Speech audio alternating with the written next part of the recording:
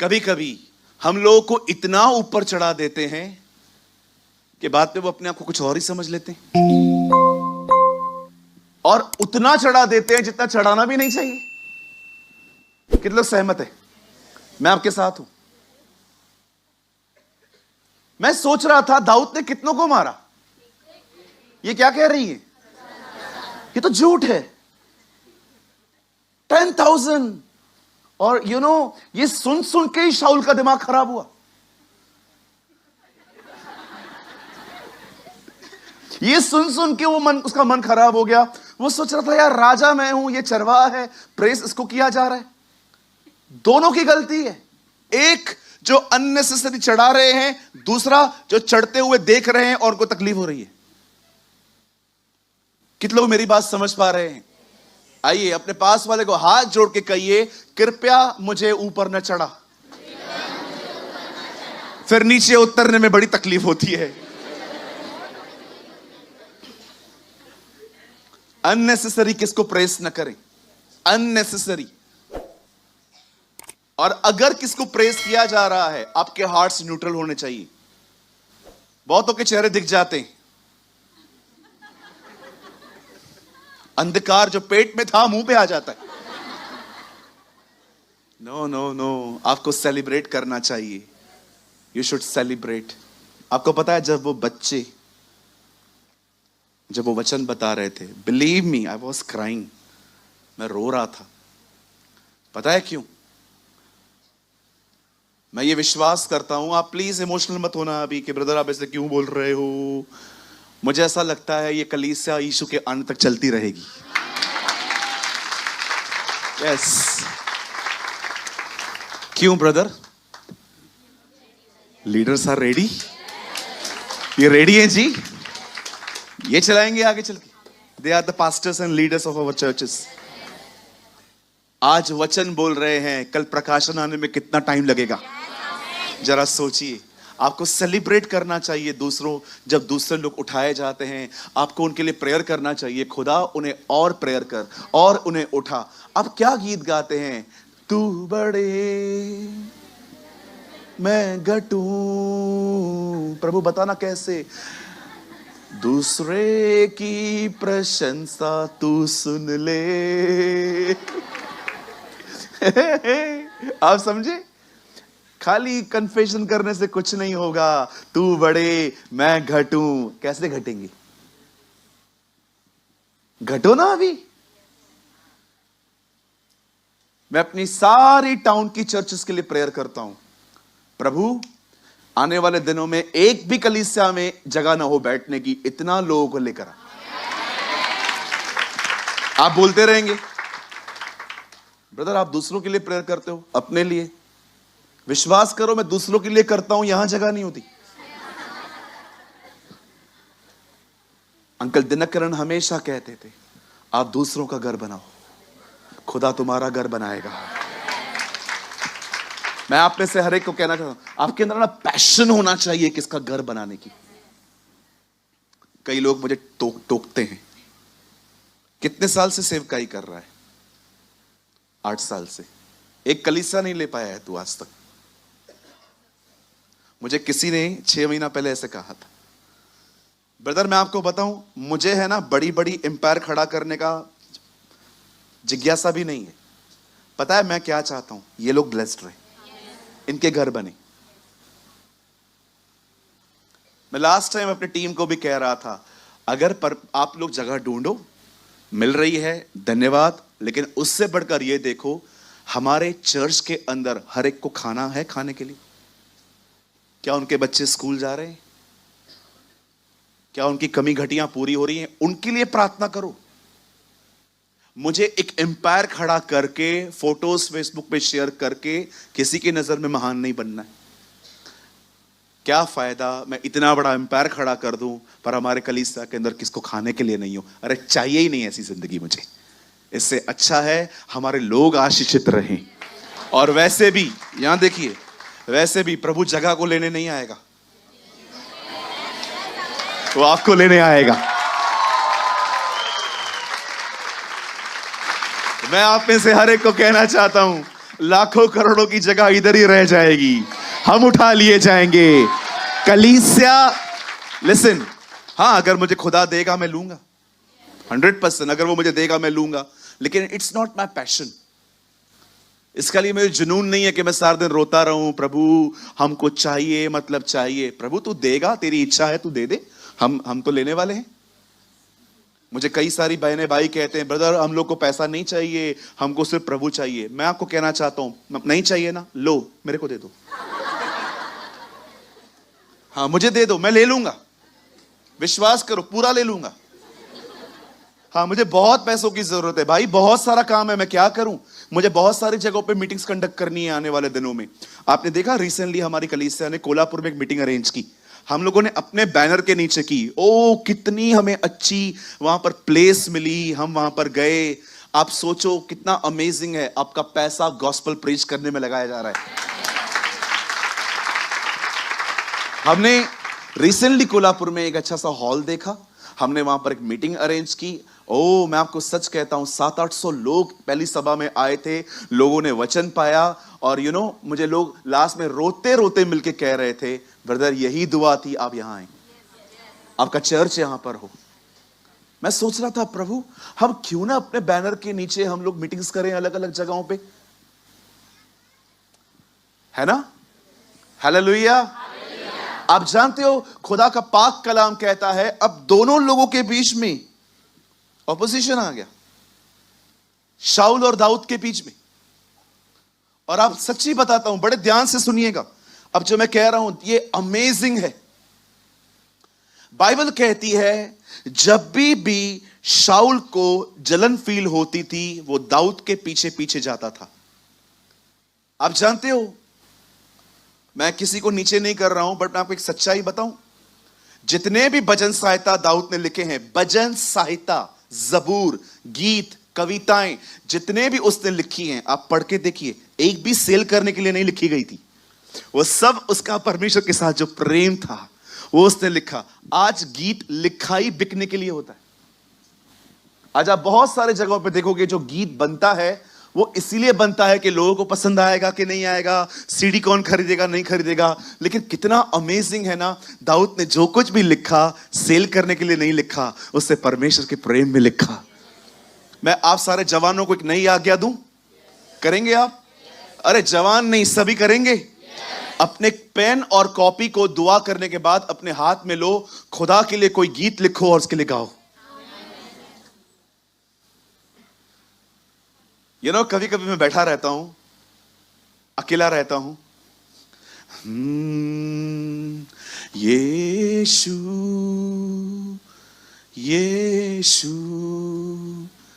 यीशु यीशु यीशु। कभी आपने गाना सुना है? पहली बार गा रहा हूं। Sing a new song for the lord, यहोवा के लिए एक नया गीत गाओ। मैं ऐसे ही बैठे बैठे कुछ भी गा लेता हूं। तू महान है, प्रेम करता है, खुदा तू बड़ा प्रेम करने वाला है, तू बड़ा महान है। मैं आपको एक बात कहता हूं, सच्ची बताता हूं, बहुत कम लोग हैं जो खुदा को गुस्सा दिलाने में सक्सेस हुए। He is a loving God. Believe me. बहुत कम लोग हैं जो उसको गुस्सा दिला पाए हैं। मोस्ट ऑफ टाइम वो बहुत लविंग है। कुछ ही लोग हैं जो सक्सीड हुए हैं उसे गुस्सा दिलाने में। क्या कहती है बाइबल? वह विलंब से गुस्सा करता है, मतलब उसको गुस्सा दिलाना आसान नहीं है। कुछ ही लोग सक्सेस हो पाए हैं उसे गुस्सा दिलाने में। पर मैं आपको बताना चाहता हूं, He is such a loving God. उसकी प्रेजेंस आपको सांत्वना देती है, उसकी प्रेजेंस आपको लाइफ दे देती है। सिर्फ इतना ख्याल रहना वो मेरे साथ है, जिंदगी जीने के लिए हयाव देता है। अभी believe me, show me in the Bible कितने लोग पे गुस्सा किया उसने। हमारी बाइबल में जिन लोगों पे उसने गुस्सा किया उनकी लिस्ट बहुत छोटी है, बहुत छोटी है जी। विश्वास कीजिए, उसे गुस्सा दिलाना इतना आसान नहीं है। बहुत कम लोग सक्सेस हुए हैं जो उसको गुस्सा दिला पाए हैं। Most of time he is very calm. मैं एक चीज बहुत खूबसूरत लगती है मुझे, जब यीशु मसीह बोट पे सोए थे, तूफान आ रहा था, हवाएं चल रही थी, पानी अंदर आ रहा था, वो सोया हुआ था, कोई नींद नहीं टूट रही है उसकी। चेलों ने कहा, प्रभु हम मरे जा रहे हैं। उठ गया। बड़ी बात है ना, तूफान उसको जगह नहीं पाया, बच्चों की चिल्लाहट खड़े कर दी उसको। That is your God. ये आपका परमेश्वर है। मैं तो उसको इतना एंजॉय करता हूं, मुझे इतना मजा आता है उसके साथ जिंदगी जीने में। मेरा सब ले लो, कोई इशू नहीं है, मुझे फर्क तक नहीं पड़ने वाला, एक बाल भी मेरा सफेद नहीं होने वाला है उससे। लेकिन वो जो रोज मिलता है ना खुदा के साथ, वो होना जरूरी है। That is the important thing. आप मुझे बताइए कितने लोगों पे गुस्सा किया उसने? परमेश्वर को गुस्सा दिलाना इतना आसान नहीं है, हमारी तरह नहीं है वो। हम थोड़ी थोड़ी बातों में रूठ जाते हैं, रिएक्ट करते हैं, मुंह बनाते हैं। उसे गुस्सा दिलाना इतना आसान नहीं है। मैं आपको बताऊं, हजारों साल लग जाते हैं उसे गुस्सा आने में।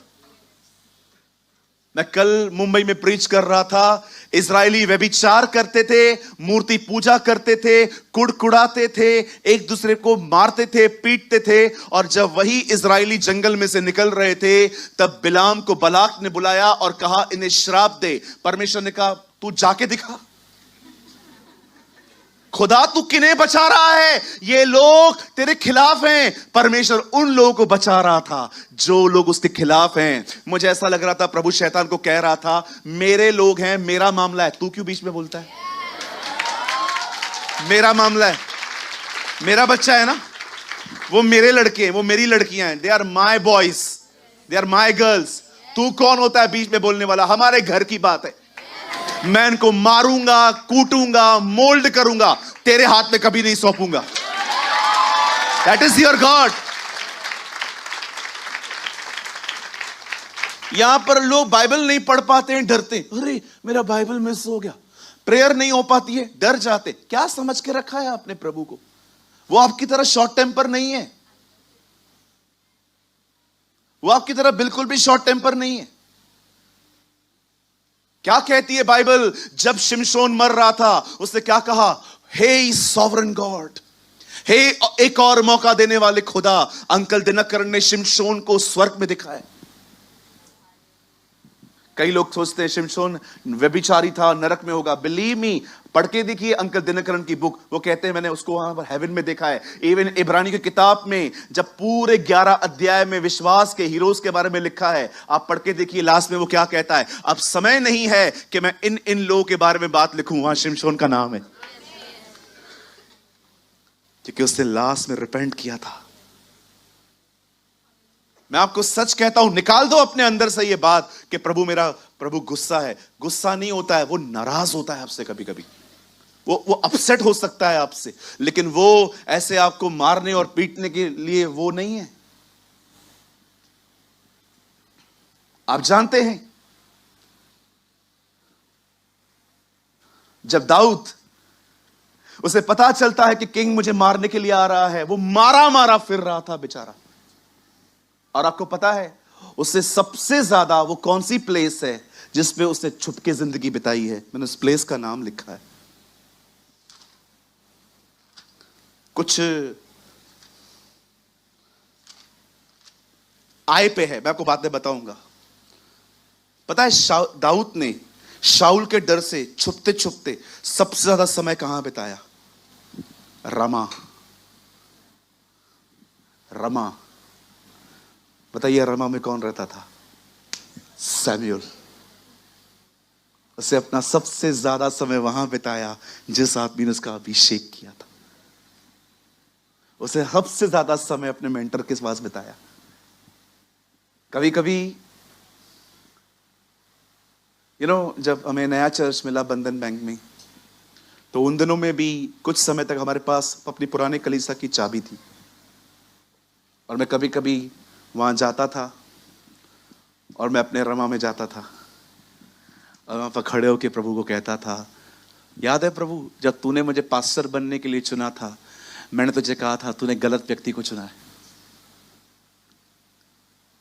मैं कभी कभी बिलीव नहीं कर पाता हूं कि हम इतने से थे, आज हम इतने हैं। कभी कभी मैं समझ नहीं पाता हूं कि परमेश्वर ने इस जॉब को करने के लिए मुझे ग्रेस दिया, और मैं वहां पर सिर रोता था जाके। समटाइम्स आपको वहां जाना चाहिए जहां पर आप गिरे पड़े थे, और वहां पर जाके खुदा की शुक्रगुजारी करनी चाहिए। Yes, this is amazing. कितने लोग हैं कभी कभी अपनी उस पुरानी जिंदगी में वहां पर जाके खड़े हो जाते हैं और खुदा को कहते हैं। मुझे आज भी पता है, जब मुझे प्रभु ने कहा तू ऑर्डिनेशन ले, तब मैंने खुदा को कहा, खुदा तू गलत व्यक्ति को चुन रहा है। पर मैं सच्ची कहता हूं, कभी कभी आपको वहां लौट जाना चाहिए जहां से आप उठे थे। आइए हम अब आखिरी कड़ी पे आ रहे हैं, इस आखिरी मुद्दे पे आ रहे हैं। आप जानते हैं, दाऊद एक दिन छुपा हुआ एक गुफा में बैठा था, और शाऊल को पता चलता है कि एक गुफा में ये लोग बैठे हुए हैं, एक जगह पे लोग छुपे हुए हैं। शाऊल अपने 3,000 लोगों को लेकर निकलता है, और जैसे ही वो उस गुफा में वो लोग जाते हैं, मैं चाहता हूं आप इस व्यक्ति के शब्दों को सुनिए। अब बता, जल्दी लगाइए। 1 Samuel 24 वर्स 1, यहां देखिए। अब बाइबल मत खोलिएगा, मत खोलिए ना जी, प्लीज ओबे मी। यहां देखिए, जब शाऊल फिलिस्तीनियों का पीछा करके लौटा, तब उसको यह समाचार मिला कि दाऊद एट गदी के जंगल में है। अब उसे पता चल रहा है कि दाऊद जो है वो जंगल में छुपा हुआ है। आगे, तब शाऊल समस्त इस्राएलियों में से 3,000 को छांट कर दाऊद और उसके जनों को जंगली बकरों की चट्टानों में खोजने के लिए गया। अब देखो, राजा उसे मारने के लिए गया है जिसका अभिषेक हुआ है। 3, जब मार्ग पर के भेड़शाला के पास पहुंचा जहां एक गुफा थी, तब शाऊल दिशा फिरने के उसके भीतर गया, और उसी गुफा के कोनों में दाऊद और उसके जन बैठे हुए थे। अब दाऊद और उसके लोग कॉर्नर में गुफा के अंदर बैठे हुए थे, पर अंधेरे में दिखाई नहीं दे रहे थे। 4, तब दाऊद के जनों ने उससे कहा, अब देखो दाऊद को उसके लोग क्या इंकरेज कर रहे हैं।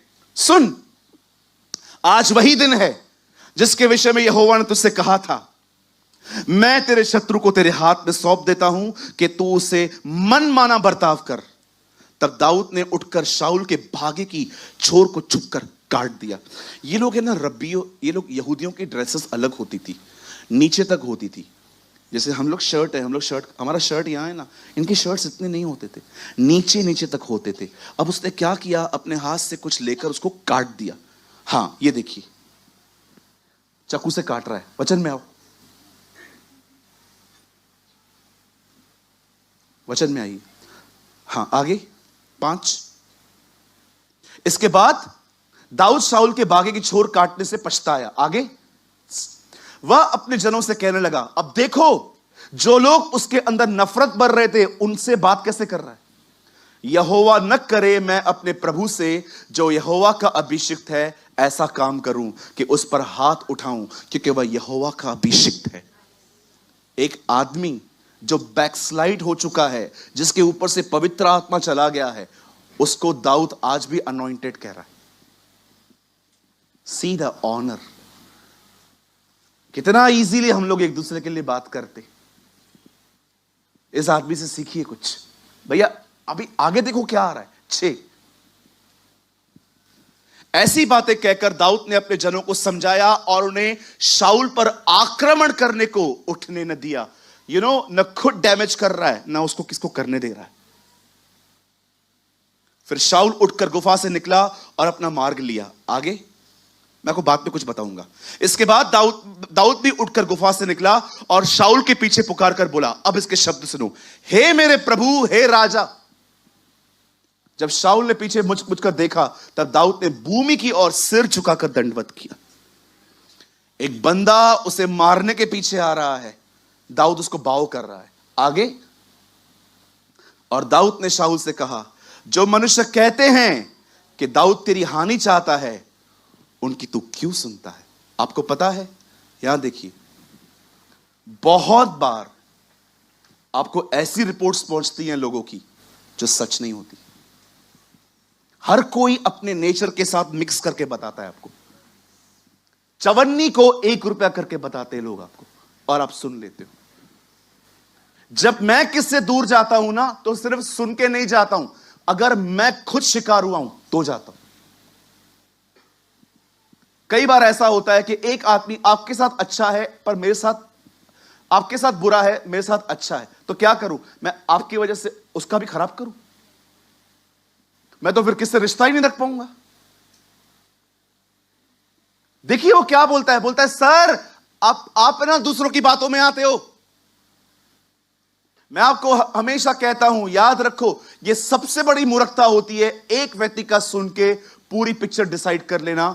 सामने वाले को भी बुलाओ। हर कोई आपको अपने नेचर के साथ मिक्स करके बातें बताता है। अरे तेरे लिए ऐसा बोल रहा था, तेरे लिए ऐसा बोल रहा था, तेरे लिए ऐसा बोल रहा था। मत सुनो, पहले समझो चीजों को। कितनी ब्यूटीफुल लाइन है, बोलता है तेरी हानि चाहता था उसकी, तो क्यों सुनता है? भाई मैं तेरे पीछे नहीं हूं। अब उसको सबूत देता है। 10 पढ़ो भैया। देख, आज तूने अपनी आंखों से देखा कि यहोवा ने आज गुफा में तुझे मेरे हाथ सौंप दिया था। जो आदमी कपड़ा काट सकता था वो आदमी चला नहीं सकता था। और किसी किसी ने तो मुझे तुझे मारने को भी कहा था, परंतु मुझे तुझ पर तरस आया और मैंने कहा मैं अपने प्रभु पर हाथ ना उठाऊंगा, क्योंकि वह यहोवा का अभिषिक्त है। यहां देखिए सब, अब मैं आपको कुछ बताना चाहता हूं, सुनिए। दाऊद का अभिषेक राजा बनने के लिए हुआ है। दाऊद को पता है इस आदमी के ऊपर से हाथ उठ गया है। दाऊद को एक बार ख्याल नहीं आता होगा एक बार से खत्म करूं, सब मेरा हो जाएगा। You know one of the beautiful thing, सबसे अच्छी चीज दाऊद में क्या थी? वो जानता था राज्य ऐसे हासिल नहीं होता। मैं आप में से हर एक को कहना चाहता हूं, एक वो व्यक्ति जिसको परमेश्वर ने बुलाया है, एक वो व्यक्ति जिसका परमेश्वर ने अभिषेक किया है, वो कभी भी अपने तरीकों से कुछ भी हासिल करने की कोशिश नहीं करता। वो सदैव परमेश्वर का इंतजार करता है। मैं आप में से हर एक को कहना चाहता हूं, आपको किसी की भी सक्सेस को देखकर कि उसको ज्यादा मिल रहा है, मुझे कम मिल रहा है, आपको परेशान होने की जरूरत नहीं है। सिर्फ प्रभु के समय तक खड़े रहो। जो तुम्हारा है वो किसी के पास नहीं जाएगा। Be secure. मैंने कभी भी कुछ पाने के लिए आज तक कभी छीना झपटी नहीं की है, कभी भी नहीं। अरे परमेश्वर ने रखा है भाई। मैं आपसे एक बात पूछना चाहता हूं, तुम दोनों इधर तो आओ, अपना अपना फोन लेके आना। तेरे पास कौन सा फोन है? आईफोन। आईफोन, ठीक है, आजा। तेरे पास नहीं, तू कोई और ले ले। यहां आजा। ये कौन सा है? रियलमी, बरोबर, रियलमी। हाँ ये देखो, दोनों रखो, इधर रखो ना। ये अब्राहम है, ये लूत है। अब्राहम लूत को कहता है सब कुछ हमारे सामने है, आईफोन भी, रियलमी भी, तुझे जो चाहिए तू ले ले। मैं आपसे एक बात पूछना चाहता हूं, आपके सामने रियलमी हो और आपके पास आईफोन हो, क्या लोगे? कितने लोग रियलमी लेंगे? वही लोग लेंगे जो आईफोन चलाना नहीं जानते। कितने लोग आईफोन लेंगे? भैया दे दो, हम सीख लेंगे, दे दो।